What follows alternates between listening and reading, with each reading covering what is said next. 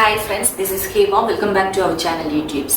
இந்த வீடியோல நம்ம பார்க்க போறது இந்த paramedical counselling வந்து எப்படி நடக்கும். இந்த கவுன்சிலிங்ல நம்ம எப்படி வந்து கோர்சஸையும் காலேஜஸையும் நம்ம செலக்ட் பண்ணணும். இத பத்தி தான் டீடைலா பார்க்க போறோம். சோ இந்த கவுன்சிலிங்கை பொறுத்த வரைக்கும் நம்ம கவர்மெண்ட் காலேஜா இருந்தாலும் சரி அல்லது நீங்க செல்ஃப் ஃபைனான்சிங் காலேஜ் அதாவது government quota seats in self financing காலேஜுக்கு நம்ம வந்து கவுன்சிலிங் அட்டெண்ட் போடுறதா இருந்தாலும் சரி டிப்ளமோ கோர்சஸ்க்குனாலும் சரி எல்லாத்துக்குமே சேம் ப்ரொசீஜர் தாங்க. கவுன்சிலிங்குமே உங்களுக்கு வந்து ஆன்லைன்ல தான் நடக்கும். ஃபர்ஸ்ட் வந்து டிகிரி கோர்சஸ்க்கு ஸ்டார்ட் பண்ணுவாங்க. டிகிரி கோர்சஸ்க்கு முடிஞ்சதுக்கு அப்புறம் தான் என்ன பண்ணுவாங்கன்னா டிப்ளமோ கோர்சஸ்க்கு வந்து கவுன்சிலிங் வந்து கண்டக்ட் பண்ணுவாங்க. இதுல நீங்க வந்து கவுன்சிலிங்கோட ஃபீ வந்து ஆன்லைன்ல 250 ரூபாய் வந்து நீங்க கட்டுவீங்க. குறைஞ்சபட்சம் கவுன்சிலிங் வந்து ஒரு 4 to 5 days வந்து கவுன்சிலிங் நடக்கும். சோ இந்த கவுன்சிலிங்க்கு வந்து எப்படி கூப்பிடுவாங்க அப்படின்னு பாத்தீங்கன்னா ஹை கட் ஆஃப் இப்போ வந்து 200 கட் ஆஃப் இருக்குன்னா 200ல இருந்து 170 வரைக்கும் இருக்கக்கூடிய மாணவர்களை ஃபர்ஸ்ட் ரவுண்ட்ல கூப்பிடுவாங்க. இந்த ஃபர்ஸ்ட் ரவுண்ட் கவுன்சிலிங் முடிஞ்சு ரிசல்ட் ரிலீஸ் பண்ணுவாங்க. அதாவது ஒரு 4 நாள் நான் சொன்னேன்ல 4 to 6 days 7th day நமக்கு வந்து ஃபர்ஸ்ட் ரவுண்டோட ரிசல்ட் ரிலீஸ் பண்ணிடுவாங்க. ரிலீஸ் பண்ணதுக்கு அப்புறமா அந்த ரிலீஸ் பண்ண உடனே மறுநாளே செகண்ட் ரவுண்ட் அந்த 170 to 150 வரைக்கும் கட் ஆஃப் இருக்கிறவங்கள செகண்ட் ரவுண்ட் கவுன்சிலிங்க்கு வந்து இமிடியேட்டாவே கால் ஃபார் பண்ணிடுவாங்க நம்மளுக்கு. சோ இந்த கவுன்சிலிங்ல நம்ம என்ன பண்ணணும் அப்படின்னு பாத்தீங்கன்னா நம்மளுக்கு வந்து நம்மளுடைய கம்யூனிட்டி வைஸ் நம்ம கவுன்சிலிங் அட்டென்ட் பண்றதுக்கு முன்னாடி என்ன பண்ணுவாங்க அப்படின்னா அபிஷியல் வெப்சைட்ல சீட் வேகன்சி வந்து ரிலீஸ் பண்ணிடுவாங்க. என்னென்ன காலேஜுக்கு கம்யூனிட்டி வைஸ் எவ்வளவு சீட்ஸ் இருக்கு அப்படிங்கறத அதை கண்டிப்பா நம்ம என்ன பண்ணணும்னா அதை பார்த்து வச்சுக்கணும்.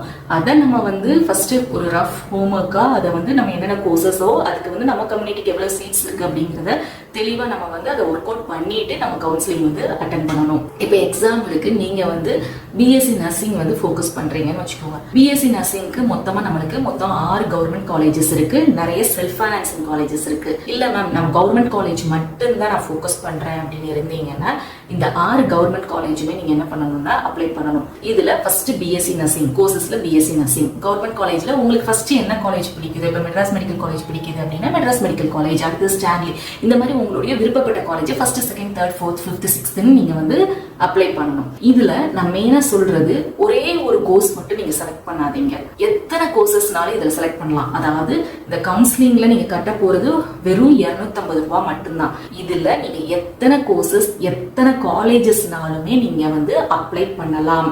நிறைய ஸ்டூடெண்ட்ஸ் கமெண்ட்ஸ்ல கேக்குறீங்க ஒரு காலேஜ்ல அத்தனை கோர்சஸும் அப்ளை பண்ணலாமான்னு கேக்குறீங்க. எஸ் அஃப்கோர்ஸ் நீங்க வந்து அப்ளை பண்ணலாம். அதே மாதிரி இப்போ ஒரு கோர்ஸ் வந்து நிறைய காலேஜஸ்ல இப்போ நர்சிங் சொன்னேன் பாத்தீங்களா, இதே மாதிரி பிபிடி எடுத்துக்கிட்டீங்கன்னா நம்மளுக்கு 4 கவர்மெண்ட் காலேஜ் இருக்கு. அந்த 4 கவர்மெண்ட் காலேஜுமே பிபிடிக்குமே நீங்க வந்து அப்ளை பண்ணலாம். ஃபர்ஸ்ட் திங்க் வந்து இந்த கவுன்சிலிங்ல எத்தனை கோர்சஸ் எத்தனை காலேஜஸ்னாலும் நீங்க அப்ளை பண்ணலாம். அடுத்த விஷயம் என்ன அப்படின்னு பாத்தீங்கன்னா இந்த கவுன்சிலிங்கை பொறுத்த வரைக்கும் கம்ப்யூட்டர் தான் என்ன பண்ணுது அப்படின்னா நம்மளுக்கு வந்து ப்ரோக்ராமிங் பண்ணி இந்த கவுன்சிலிங்கை வந்து கண்டக்ட் பண்ணுது. யாரும் போய் நேரடியா போய் நீங்க எவ்வளவு எழுதிருக்கீங்க, என்ன பண்ணிருக்கீங்க, என்ன அப்ளை பண்ணிருக்கீங்க அப்படிங்கறத கரெக்ட் பண்ணல. சோ இது கம்ப்யூட்டர் அப்படிங்கும் போது என்ன பண்ணும், இந்த கம்ப்யூட்டர் வந்து இந்த சிஸ்டம் என்ன பண்ணும் அப்படின்னு பாத்தீங்கன்னா ஃபர்ஸ்ட் ரேங்க் இப்போ வந்து ஃபர்ஸ்ட் ரேங்க்ல ஒரு ஸ்டூடெண்ட் இருக்காங்க அப்படின்னா அந்த ஃபர்ஸ்ட் ரேங்க் ஃபர்ஸ்ட் என்ன பண்ணுவோம், நீங்க கவுன்சிலிங்லாம் முடிச்சதுக்கு அப்புறம் அந்த ஃபர்ஸ்ட் ரேங்க்ல அந்த ஸ்டூடெண்ட் வந்து என்ன கோர்ஸ் அப்ளை பண்ணிருக்காங்க, என்ன காலேஜ், அவங்க கட் ஆஃப் என்ன, அவங்க கம்யூனிட்டி என்ன அப்படிங்கறத பார்த்துட்டு அவங்களுக்கு உடனே அந்த சீட்டை வந்து வேக்கண்டா இருந்தா உடனே அலாட் பண்ணிடும். சோ இதே மாதிரி second rank, third rank, fourth rank, fifth rank அப்படின்னு சொல்லிட்டு ஒவ்வொரு ரேங்கா என்ன பண்ணும் கம்ப்யூட்டர் ப்ரோக்ராமிங் பண்ணி ரன் பண்ணி அந்த கம்யூனிட்டியில சீட் வேக்கண்டா இருந்தா அதை ஃபில் பண்ணி கொடுத்துரும். சோ இப்படிதான் நம்மளுக்கு என்ன நடக்கும் அப்படின்னா கவுன்சிலிங் வந்து கம்ப்யூட்டர்ல ப்ரோக்ராமிங் ப்ராசஸ் வந்து நடக்கும். சோ இதனால நம்ம எப்படி வந்து அப்ளை பண்றோங்கிறது ரொம்ப முக்கியம். அதனாலதான் சொல்றேன் குறைஞ்சபட்சம் ஒரு மோர் தென் 6 கோர்சஸ் வந்து நீங்க உங்களுடைய சாய்ஸ்ல எடுத்துக்கோங்க. ஃபர்ஸ்ட் ப்ரிஃபரன்ஸா என்ன கோர்ஸ், செகண்ட் கோர்ஸ் என்ன, தேர்ட் கோர்ஸ் என்ன, இந்த கோர்சஸ்க்குலாம் என்ன கவர்மெண்ட் காலேஜ்ல இருக்குது, இந்த மாதிரி உங்களுடைய விருப்பப்பட்டு அந்த ப்ரிஃபரன்ஸை கொடுங்க. அதுல சீட் வேக்கண்டா இருந்தா கண்டிப்பா நம்மளுக்கு கிடைக்கும். அப்படி இல்ல ஃபர்ஸ்ட் சாய்ஸ் ஃபர்ஸ்ட் ப்ரிஃபரன்ஸ்ல பிஎஸ்சி நர்சிங் ஒரு கவர்மெண்ட் காலேஜ் கொடுத்துருக்கீங்க, அதுல சீட் இல்ல அப்படின்னா அடுத்ததா செகண்டா நீங்க என்ன சாய்ஸ் கொடுத்துருக்கீங்களோ, என்ன கோர்ஸ் என்ன காலேஜ் கொடுத்துருக்கீங்களோ அதைத்தான் கம்ப்யூட்டர் வந்து பார்க்கும். சோ அதுல சீட் வேக்கண்டா இருந்தா அந்த சீட்டை வந்து உங்களுக்கு அலாட் பண்ணி கொடுத்துரும். அதுக்கடுத்து ரொம்ப முக்கியமா நிறைய ஸ்டூடெண்ட்ஸ் வந்து வந்து கேக்குறீங்க, அப்பனா நம்ம இத்தனை கோர்சஸ் இத்தனை காலேஜ்னா அப்புறம் 2-3 காலேஜ் கிடைக்குமா அப்படின்னு கேக்குறீங்க. அப்படி கிடைக்காது. அதனாலதான் சொல்றேன், கம்ப்யூட்டர் வந்து first rank, second rank, third ரேங்க்னு போயிட்டே இருக்கும்.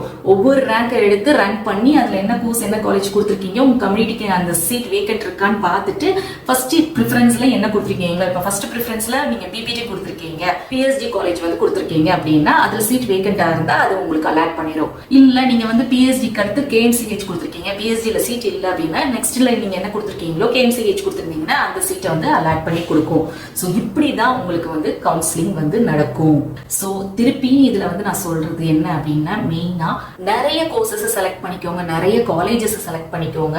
அதுல ஃபர்ஸ்ட் சாய்ஸ் என்ன, ஃபர்ஸ்ட் ப்ரியாரிட்டி, ஃபர்ஸ்ட் ப்ரிஃபரன்ஸ் உங்க கோர்ஸ் என்னது, அதுக்கு அதே மாதிரி கோர்ஸ் செலக்ட் பண்ணும்போது காலேஜ் என்னது, இந்த மாதிரி நீங்க கொடுத்தீங்கன்னா நம்மளுக்கு கண்டிப்பா சீட்டு கிடைக்கிறதுக்கு நிறைய வாய்ப்புகள் இருக்குது. தேங்க்ஸ் ஃபார் வாட்சிங்.